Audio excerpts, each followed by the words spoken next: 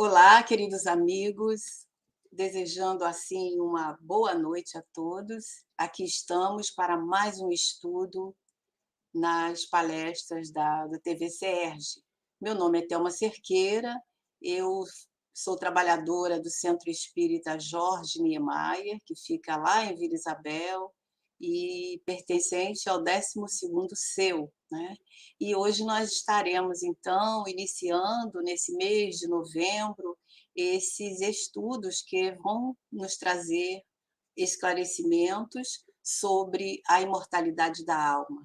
Assunto muito interessante e necessário para cada um de nós, trabalhadores ou não, estarmos refletindo, né? E antes de nós entrarmos no nosso tema de hoje, que é o livro Voltei, né, que nós vamos fazer alguns comentários a respeito, nós vamos, então, preparar os nossos corações através de uma mensagem de Joana de Ângeles, que está no livro Vida Feliz, é a mensagem 91, e ela diz assim: pensa em termos de vida eterna. A morte é somente um veículo para a mudança de domicílio. Quando os tecidos físicos se gastam ou se rompem violentamente, libertam o espírito imortal, que retorna à pátria espiritual. Tudo se transforma. O corpo se altera e decompõe, indo vitalizar outras expressões materiais. Já o ser espiritual, que nele habita transitoriamente, deixa-o para assumir a sua realidade estrutural. Vive, portanto, considerando que a morte pode alçar-te a qualquer momento, devendo te preparares desde já para a viagem inevitável. E sendo assim, meus irmãos, depois dessa advertência, né, de Joana de Ângeles, vamos fazer a nossa prece para iniciar assim os nossos trabalhos da noite.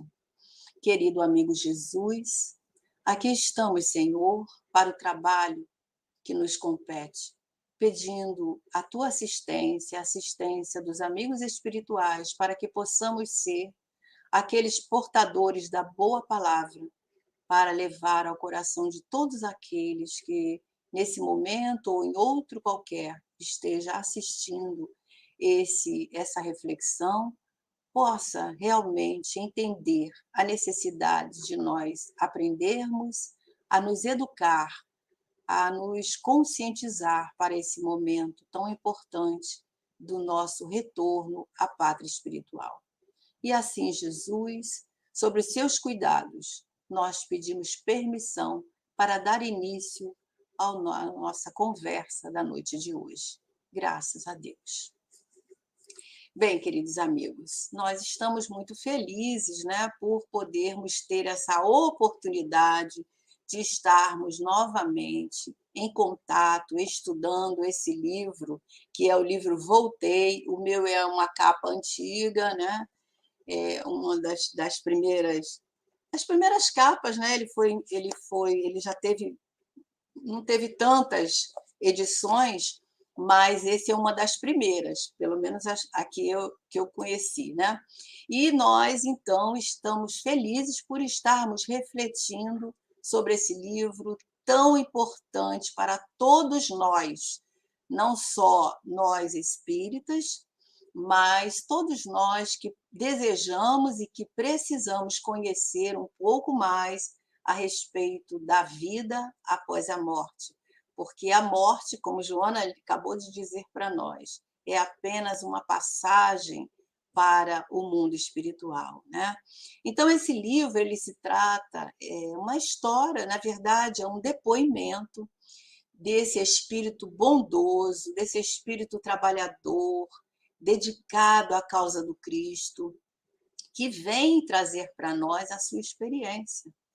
E nós entendemos que essa obra é dedicada a cada um de nós, com o objetivo de que nós possamos nos preparar para o retorno a vida espiritual, assim como Joana nos disse ali, né? Porque a qualquer momento nós estaremos do lado de lá e temos que nos preparar, né? Arrumar a nossa mala, né? Conforme o próprio irmão Jacó nos diz. Então, sendo assim, nós vamos conhecer um pouquinho do nosso querido companheiro, irmão Jacó, que o nome dele verdadeiro é Frederico Figner, que foi um homem de uma grandeza, ele traz uma biografia muito rica, né? Um espírito empreendedor, muito próspero nos negócios, um homem instruído, apesar de ser autodidata, ele era conhecedor de vários idiomas, porque viajou muito desde da sua juventude, lutando pela vida, buscando empreender, buscando criar caminhos mais prósperos, né? E era um homem que jamais se desviou da sua postura humilde, mesmo antes de ser espírita, durante toda a sua vida, a gente vai ver na sua biografia essa postura de homem humilde, de homem muito sério e com uma humildade nata, né, naquele espírito trabalhador.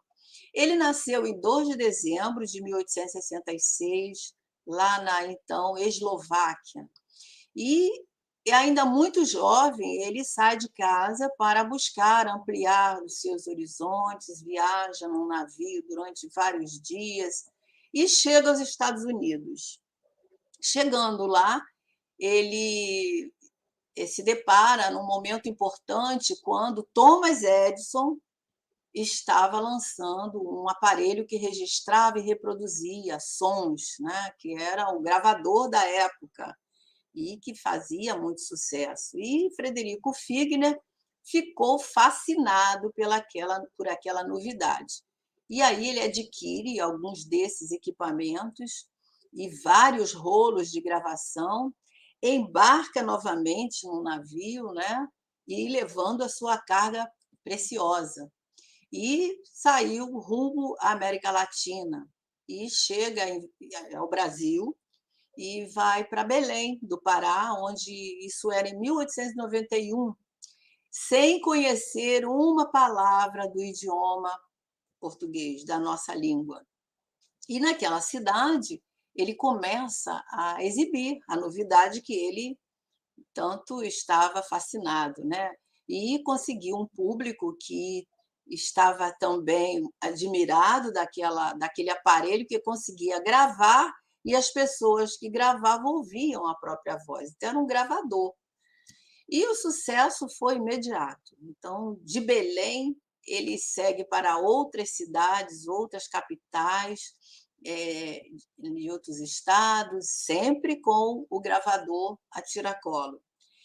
E passa por Manaus, Fortaleza, Natal, João Pessoa, Salvador e finalmente chega ao Rio de Janeiro em 1892. E já falando um pouquinho do português, trazendo também um razoável pé de meia, que foi como ele começou, né, os seus negócios aqui no Rio de Janeiro. Ele abriu logo uma loja, através desse dinheiro que ele ganhava com as gravações, ele juntou uma quantia que dava para ele abrir essa loja, que era a Casa Edison, que muitas pessoas chegaram a conhecer, uma casa que foi muito famosa, né, pelo trabalho, né? O que ele fazia? Era onde ele importava e comercializava os primeiros fonógrafos. E ajudou também nessa casa, nesse comércio, na Casa Edison, a divulgar a máquina de escrever, aquela máquina de datilografia, né, que muitos também conheceram e aprenderam. Então, a partir daí, ele, com esse trabalho na Casa Edison, ele começa a conhecer, né, artistas, cantores que iam gravar as suas músicas as suas composições em discos que eram distribuídos pela Casa Edison, no Rio de Janeiro. E logo ele pôde abrir uma filial na cidade de São Paulo, e a procura dos discos cresceram muito, tanto que em 1913 ele consegue instalar uma indústria fonográfica assim, de grande porte na Avenida 28 de Setembro, aqui no Rio de Janeiro, em Vila Isabel. E aí dando origem ao consagrado e conhecido, né, selo Odeon. Então, Figner era um homem assim à frente do seu tempo e, como dissemos, um homem diferente, bastante generoso, solidário com todos. E por essa natureza do trabalho que ele desenvolvia, né, nas duas gravadoras, ele consegue uma amizade com muitos músicos, muitos cantores de sucesso da época. E era uma época onde não existia a previdência, né? O SUS, era uma época bem difícil para muitos. Então ele ficou sabendo da situação, da penúria que alguns artistas enfrentavam quando chegava a velhice. E sensibilizado com isso, ele resolve doar um terreno para que pudesse ser construída uma instituição, e esse terreno foi em Jacarepaguá, e a instituição, o Retiro dos Artistas, que nós conhecemos, né? E que funciona até os dias de hoje. Então, Figner era esse tipo de pessoa, né? Ele se torna um cidadão brasileiro, se casa aqui no Brasil com a dona Esther Figner, que era uma moça de família importante, uma dama da sociedade, e Figner, então, se torna um homem muito importante e conhecido. Tinha amizade nas mais altas camadas sociais.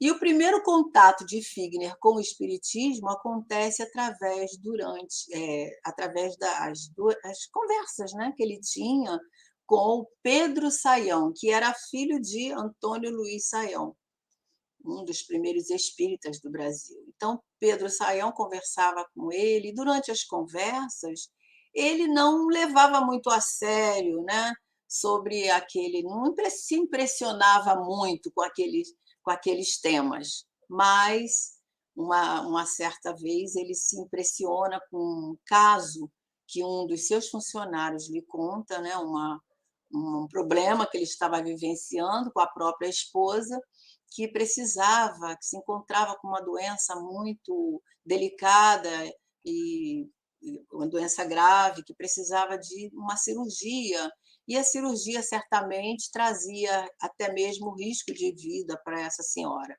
E ele fica muito consternado. Então, quando ele regressa ao Rio, ele procura o Pedro Sayão, que frequentava a federação, né, nessa época, e pede para ele uma receita mediúnica para a senhora doente. E Pedro Sayão logo traz a receita, ele consegue entregar rapidamente ao funcionário, e logo depois ele fica sabendo da cura daquela moça, daquela senhora. E ele fica muito impressionado com esse resultado, porque não houve necessidade de intervenção médica. Então, foi aí que Figner começa a sua conversão, né, o seu trabalho. E não se sabe desde quando ele começa a se interessar com maior seriedade, mas em 1903 já podemos encontrar lá as atividades que foram desenvolvidas por ele na Federação Espírita Brasileira. E antes dessa conversão dele, ele já tinha feito uma coisa assim muito que nos impressiona bastante, porque ele abriga 14 doentes no seu próprio lar, né, da gripe espanhola, né? E isso é uma atitude, né, muito digna, ele socorre essas pessoas. E então a vida de Figner era uma vida que se resumia em depois que ele se converte, em ir de manhã e à tarde para a Federação Espírita, onde ele recolhia as receitas e aplicava passes. E era um trabalho de dedicação plena. Ele levantava às 5 horas da manhã e para fazer esse trabalho, depois ia para a loja, retornava à tarde, isso foi durante muitos anos. Ele trabalhou e serviu abnegadamente até que a enfermidade o prendeu ao leito. E ele completa 80 anos em 2 de dezembro de 1946 e em 19 de janeiro de 47, no ano seguinte, às 20 horas, ele parte para o mundo espiritual. Então, quando o irmão Jacó se encontrava nesse processo final da sua experiência física, ele sabia que ia desencarnar, ele promete a si mesmo e aos amigos mais íntimos que assim que chegasse ao mundo espiritual, ele retornaria, ele voltaria para contar a sua experiência como tudo aconteceu.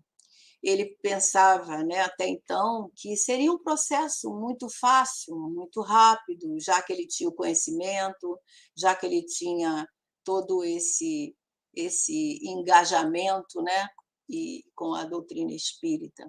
Mas ele logo compreendeu que as coisas não acontecem dessa forma, né?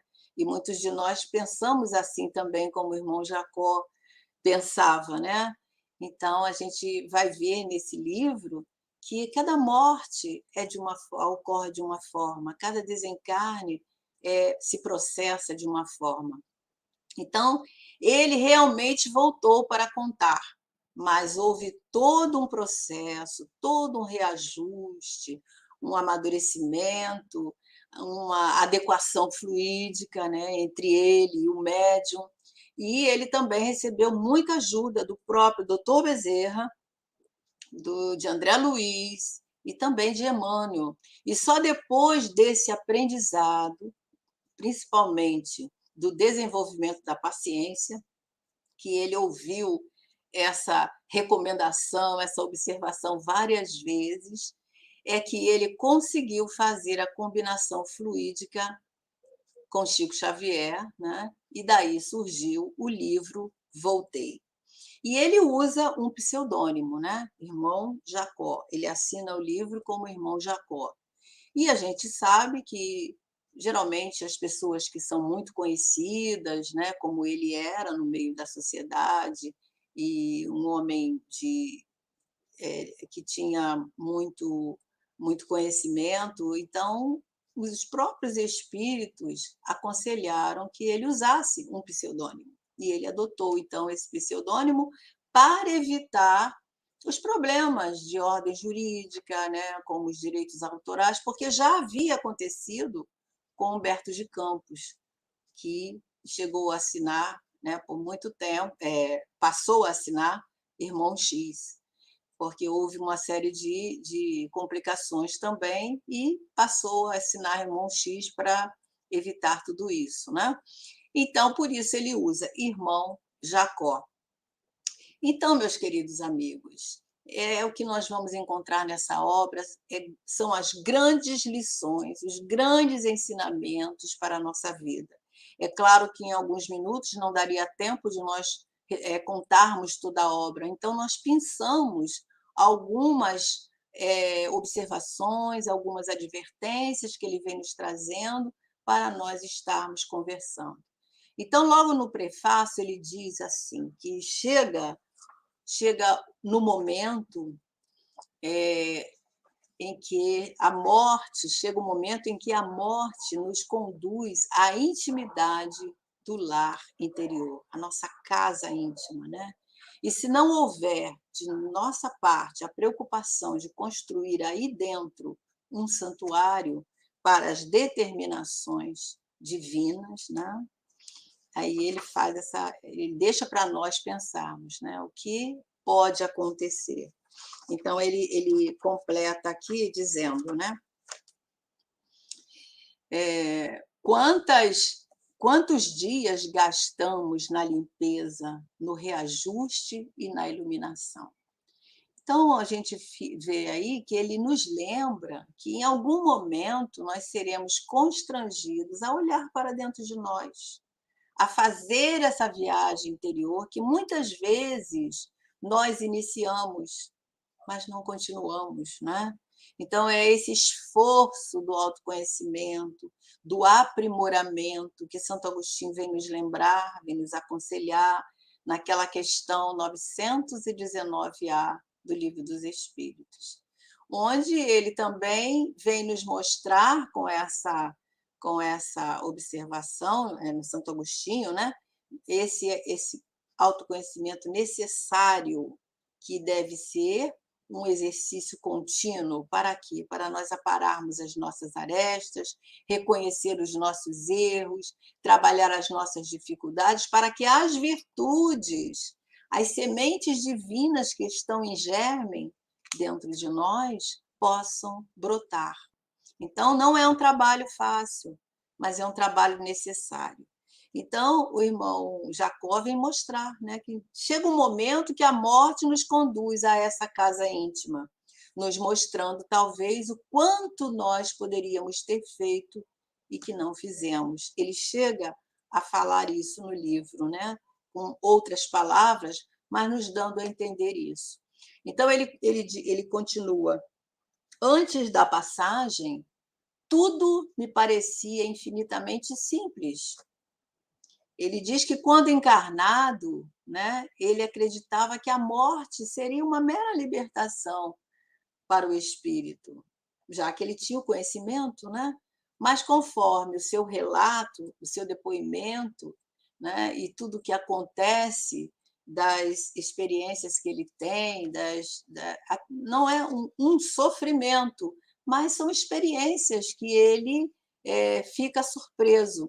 Então, diante de tudo isso, ele nos deixa um alerta, dizendo: não acreditais quitados com a lei, atendendo a pequenos deveres de solidariedade humana.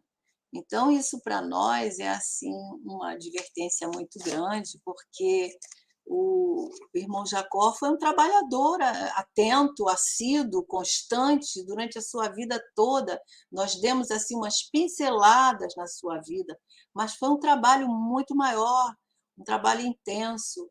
E aí ele vem nos lembrar, né, que não nos enganemos pensando que as tarefas que nós desempenhamos, as palestras que nós fazemos, as atribuições que nós recebemos na casa espírita ou de qualquer outro porte, vai estar nos deixando quites com a lei. E até mesmo a ajuda fraternal, a ajuda que nós oferecemos aos nossos irmãos de caminhada, são os nossos deveres. Então, tudo que nós fazemos como espíritas que somos, são deveres. Nós devemos fazer, porque esse é o mandamento maior de Jesus, né? Amar ao próximo. Então, é o nosso dever fazer. E isso não nos deixa quites com a lei divina. Exige um pouco mais. Então, as nossas tarefas nas lides espíritas, elas são verdadeiras oportunidades para o nosso aprendizado. Oportunidades que nós devemos estar exercendo com humildade, com responsabilidade, porque muito será pedido, né, àquele que muito recebeu. Então, são oportunidades de nós exercermos verdadeiramente a caridade, né, que Jesus vem nos lembrar lá naquela resposta da questão 886, no Livro dos Espíritos, segundo, né, que os Espíritos vêm nos dizendo, que a caridade, segundo Jesus, a verdadeira caridade é a benevolência para com todos, a indulgência com as imperfeições alheias, o perdão. Então, nós devemos estar cada dia mais preocupados com esse preparo, porque só assim nós estaremos exercitando esse amor que Jesus nos ensinou, né? Então, diante de tantas lições, de tanto aprendizado, nós percebemos que o irmão Jacó teve também, apesar de todas essas advertências que ele nos traz, ele teve alguns merecimentos, nós diríamos muitos, porque ele teve o irmão Andrade, que era o seu mentor, no momento da desencarnação, oferecendo a ele os passes, aplicando os passes para que ele pudesse se libertar do corpo físico. Isso é uma bênção, poder contar com o nosso mentor numa hora de tanta fragilidade. E ele consegue, naquele momento, descrever tudo o que ele percebia, o que ele sentia, como ele nos fala, que parecia que 2 corações pulsavam ao mesmo tempo. Porque naquele momento do desprendimento do seu perispírito, né, que já começava a se emancipar através dos passes, bem devagar, ele consegue perceber. Então, ele conta também sobre a consciência nesse momento, quando ele visualiza em torno dele todas as suas ações praticadas, as tarefas que ele desenvolveu, que ele vivenciou durante toda a existência, como se fosse um desfile ali à sua frente.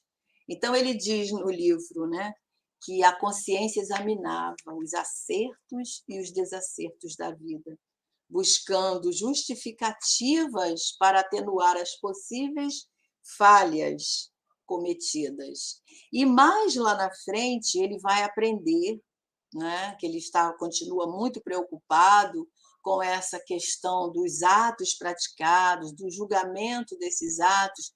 Ele vai ouvir do próprio irmão Andrade mais um pouquinho sobre isso. O irmão Andrade vai dizer para ele que a morte não nos não nos conduz a tribunais vulgares, e sim a própria consciência. Então, nós não estaremos à frente de um tribunal, né? Isso é uma metáfora, né? O tribunal é da nossa consciência, que está dentro de nós. É através dessa consciência, diz o irmão Andrade, que nós encontraremos, né? De acordo com os conhecimentos que nós retemos no nosso íntimo, auridos na nossa caminhada, nós vamos entender ali, perceber os pontos vulneráveis do espírito e com a possibilidade de corrigi-los. E a consciência, a gente sabe que é aquele juiz interno que todos nós possuímos. E lá no Evangelho segundo o Espiritismo, no capítulo 17, é trazido lá pelo irmão Lázaro, né, que ela é a guardiã que nos adverte, mas que também nos corrige, nos mostra os erros. E Joana de Ângeles completa esse pensamento dizendo que ela é o nosso árbitro interno, que se encarrega de estabelecer as diretrizes de segurança para a nossa vida. Então, nesse momento de fragilidade que o irmão Jacó estava experimentando ali, no momento em que o irmão Andrade estava começando a fazer o desprendimento do seu perispírito, ele constata a sua impotência diante daquele momento de tão desconhecido para ele, né? Tão novo para ele. Então, ele se sente amedrontado, ele se sente inseguro mesmo. E ele diz que queria orar, mas a coordenação motora lhe faltava. E, nesse momento, quem aparece para ele? A sua filha Marta, que havia desencarnado ainda jovenzinha, lá por volta de 1920, ela desencarna, né? Foi um momento de muita dor para sua mãezinha, e ele fica muito consternado durante a sua existência. Essa filha era muito querida, a gente vê que é um espírito que tem muita ligação com ele. Então, ela aparece ali naquele momento. Então, isso também é um merecimento que ele teve, né? Então, ela aparece, fica junto dele durante todo esse processo. A gente vai ver no livro que ela acompanha os seus passos, que ela orienta, que ela aconselha. E isso, naquele momento, foi um conforto muito grande para ele, né? Porque, além de ser a presença da filha querida, ela se mostrava ali naquele instante mais como uma mãe e, em alguns momentos, como filha, mas ela mostrava esse lado maternal, né? De acolher, de sossegar, de acalmar. Então, é um momento que ele teve também merecimento. E um outro merecimento é que logo depois dessa cena, né, ele recebe a presença de quem? De doutor Bezerra de Menezes, que também vai ajudar nesse processo, nessa viagem que eles vão fazer até a colônia, aonde eles vão ser recebidos, né, para reiniciar a sua nova vida. Então, nosso irmão teve muitos merecimentos, e isso foi fruto do seu trabalho, da sua dedicação, da vida digna, proba que ele teve, das provas bem vivenciadas que ele recebeu e cumpriu, né? E uma das provas maiores foi a questão da riqueza. Ele era um homem rico, no entanto, desprendido, né? Ele não se deixou envolver pela posse dos bens materiais. Ele se doou muitos dos seus bens, né? E sempre ajudando as pessoas. Então, ele viveu de maneira digna e ofereceu o que ele recebeu, compartilhou com os outros. Então, o irmão Jacó, ele nos traz uma consideração mais à frente nesse livro, também muito interessante. Ele diz que enquanto nós estamos no corpo, nós não formulamos a ideia exata do que seja a realidade além da morte. Ainda mesmo quando o Espiritismo nos ajude a pensar seriamente sobre isso, nós em vão tentaremos calcular o nosso futuro depois da morte, né? Porque ele, mesmo com o ensinamento que nós recebemos, o conhecimento que o Espiritismo nos oferece, é impossível nós sabermos como vai ser o nosso desprendimento, né? Como vai ser o nosso pós-morte. Então, André Luiz tem uma colocação muito interessante lá no livro Ação e Reação, onde ele diz que não existe nascimento igual, né? Aliás, Drusos diz isso, né? Que é o instrutor do livro. Ele diz que não existe, assim como não existe nascimento igual, não existe uma desencarnação igual também para todos nós, para nenhum de nós.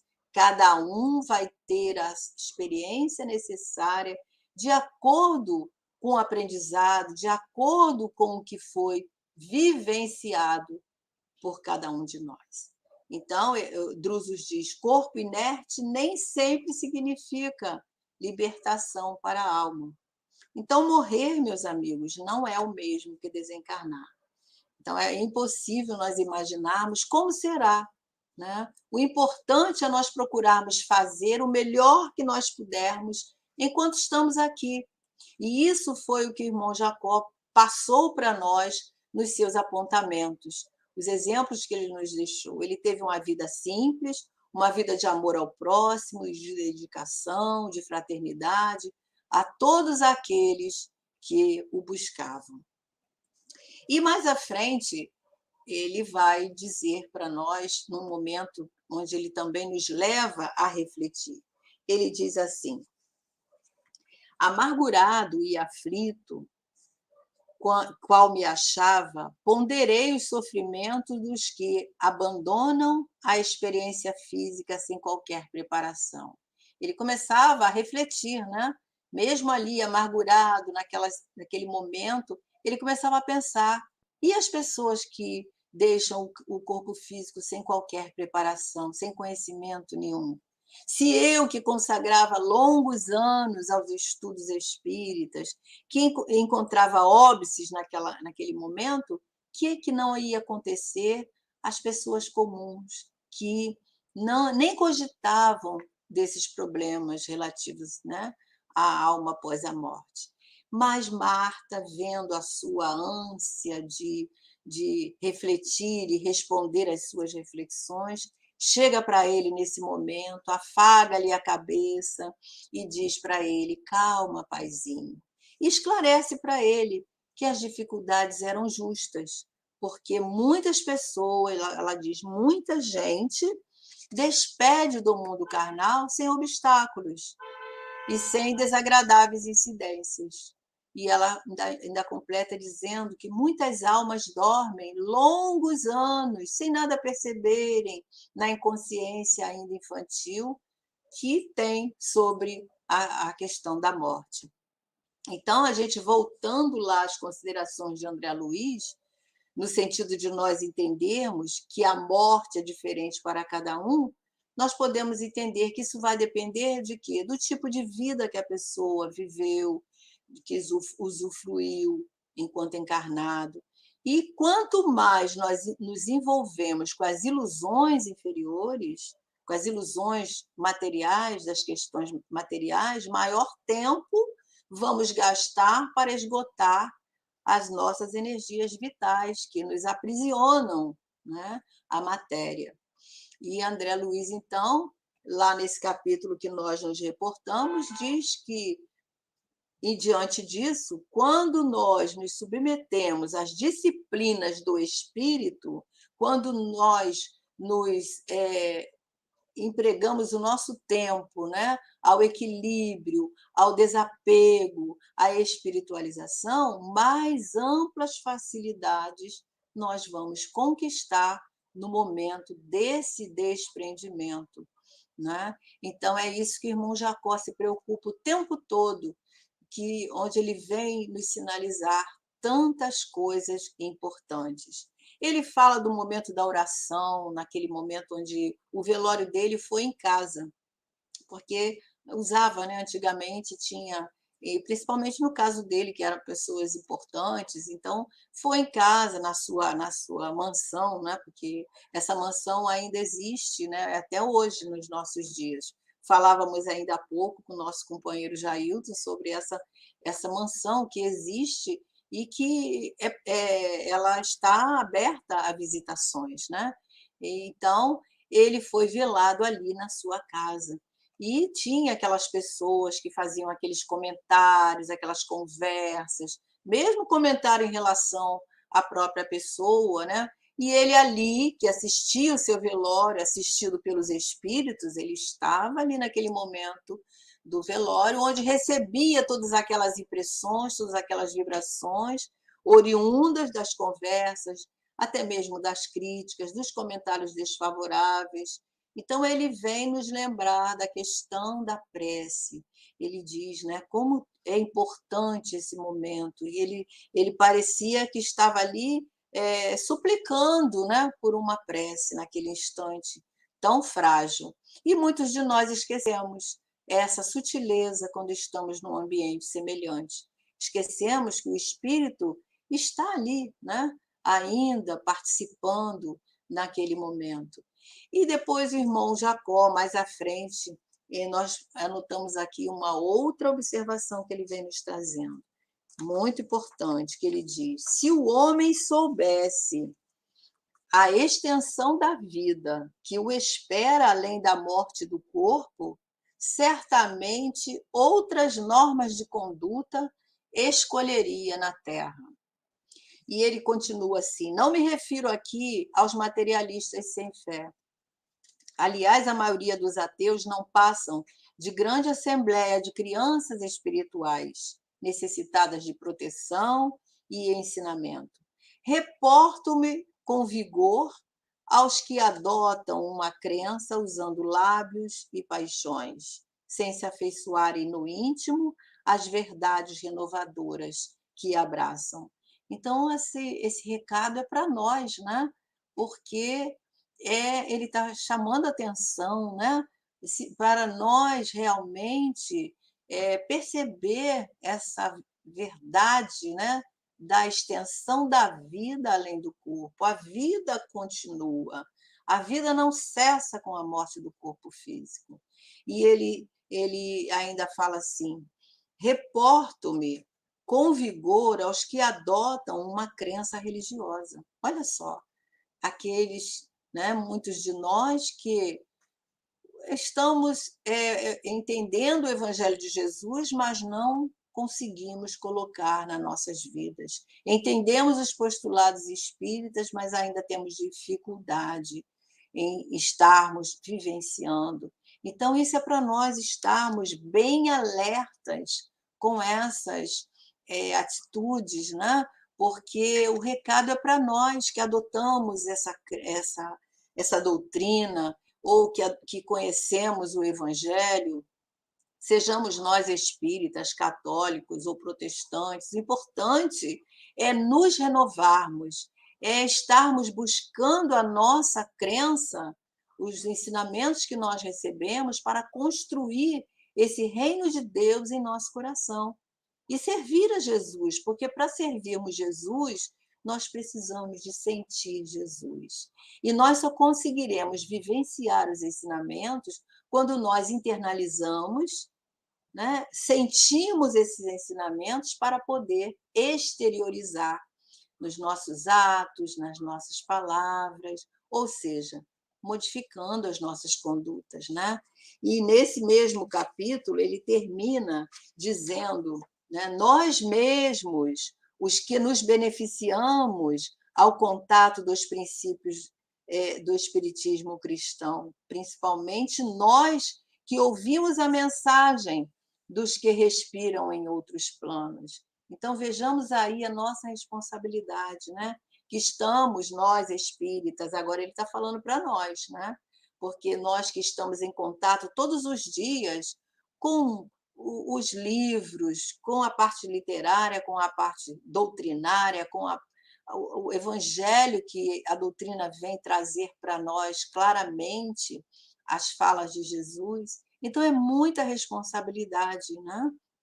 Para nós estarmos buscando, né, condições de estarmos realmente apreendendo em nossas almas essas verdades, para assim estarmos trabalhando os nossos defeitos e transformando em virtudes. Então, meus amigos, ele deixa várias reflexões para nós, e nós precisamos de estar entendendo, porque a cada momento que nós nos deparamos com esse livro, nós já lemos umas 3 vezes, e cada vez que nós lemos, nós nos impactamos mais. Não nos impactamos de nos sentirmos apavorados, mas da nossa responsabilidade diante daquilo que abraçamos, daquilo que nós sabemos ser a verdade, né? Ele diz, quase no final, ele diz: que seria da existência humana se todos os homens guardassem consigo a certeza de que vivem rodeados de uma nuvem de testemunhas espirituais, nos diz o irmão Jacó. Então, a gente vê aí que ele está nos lembrando que nós esquecemos que estamos sendo observados, as nossas ações estão sendo anotadas, não de forma crítica, mas de forma que anotam as nossas ações boas e aquelas ações que preocupam os amigos espirituais que avaliaram a nossa encarnação. Emmanuel tem uma lição no livro Pão Nosso, na lição 76, que ele fala das testemunhas. Essas mesmas testemunhas que o irmão Jacó está se reportando. E Emmanuel nos diz que essas testemunhas nos observam, nos encorajando quando agimos com lucidez, mas se entristecendo quando nós esquecemos aquilo que já aprendemos, quando postergamos, quando deixamos para depois lições que podemos fazer agora, não é? Então, isso é uma grande reflexão que o irmão Jacó traz para nós. Então, ele se pergunta: por que não me lembrara mais vezes, enquanto na Terra, que retornaria ao mundo espiritual? Né? Ele pensava na morte de uma forma tranquila, onde o corpo ia deixar, o corpo ia ficar ali no túmulo, a alma ia seguir, mas ele não pensava de forma mais aprofundada, né? Ele fala: se soubesse antes, né? Ele detecta isso lá no mundo espiritual. Se soubesse antes, ter-me-ia me preparado melhor em semear o bem e a luz com mais intensidade na causa que abraçamos.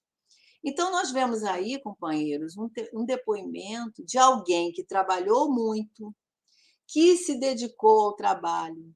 No entanto, ele mesmo vem dizer para nós que poderia ter feito mais em favor da causa que abraçou. Então, são reflexões muito profundas, né? Necessárias à nossa vivência. É como se nós estivéssemos escrevendo algo que nós não vamos ter tempo de passar a limpo. Então, nós precisamos de escrever com muito cuidado, escrever certinho, com muito capricho, com muito esmero, para nós não nos arrependermos quando chegarmos na nossa verdadeira pátria, né? Que é a pátria verdadeira, a morada do espírito imortal. Então, meus amigos, essas observações, elas caem assim muito de forma profunda em nossas almas. E cada um de nós vai analisar da forma, né, que entendeu, da forma que acha que se identificou, mas de maneira geral são informações, são reflexões muito importantes para a nossa caminhada, porque precisamos estar atentos, precisamos estar conscientes de que a morte é um passo para a vida verdadeira, né? É uma passagem. Nós não terminamos com o corpo físico. Então, cada um de nós vai estar fazendo essa reflexão para si próprio, procurando fazer o melhor, procurando refletir no que as oportunidades que nos são oferecidas, porque todos os dias nós recebemos oportunidades, né? Oportunidades de estarmos realmente nos melhorando, o importante é esse, é isso, nós estarmos buscando estar melhores hoje do que estivemos ontem, buscando entender com maior profundidade as verdades espirituais que são trazidas para nós. Nós dissemos que lemos esse livro 3 vezes e cada vez ele nos disse algo diferente. Mas dessa vez nós agradecemos muito a oportunidade de refletir. Nós conseguimos ver ângulos que nós não nos preocupamos na vez passada. Então isso é motivo de nós estarmos gratos, né, ao irmão Jacó, porque as reflexões que ele nos trouxe está servindo para nos despertar, né, para a nossa realidade espiritual. E nós, então, vamos terminar a nossa fala com a oração, né, que é feita por André Luiz, que está no final do livro, no seu último capítulo, aonde diz assim: Senhor Jesus, dá-nos o poder de operar a própria conversão, para que o teu reino de amor seja irradiado do centro de nós mesmos.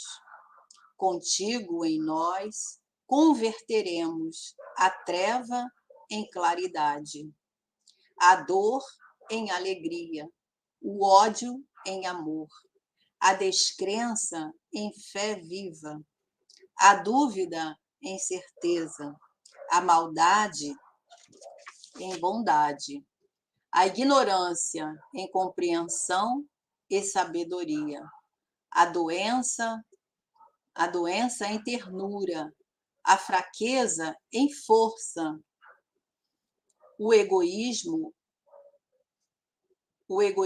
em humildade, o torvo mal em infinito bem. Sabemos, Senhor, que de nós mesmos somente possuímos a inferioridade, de que nós devemos desvencilhar.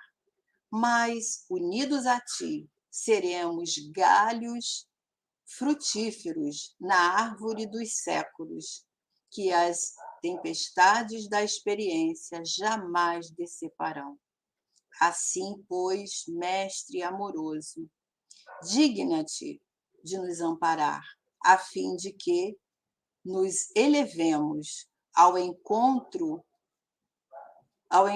de tuas mãos sábias e compassivas, que nos erguerão da inutilidade para o serviço da cooperação divina, agora e para sempre, que assim seja.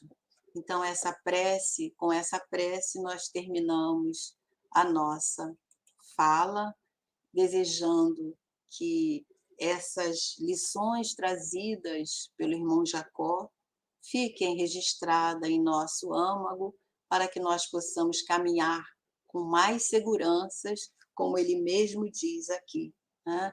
Seguros por Jesus, nós estaremos plenos, estaremos confiantes, porque estaremos no serviço do amor, do bem, de nos tornarmos melhores a cada dia. Que Jesus nos abençoe e até mais, se Deus quiser.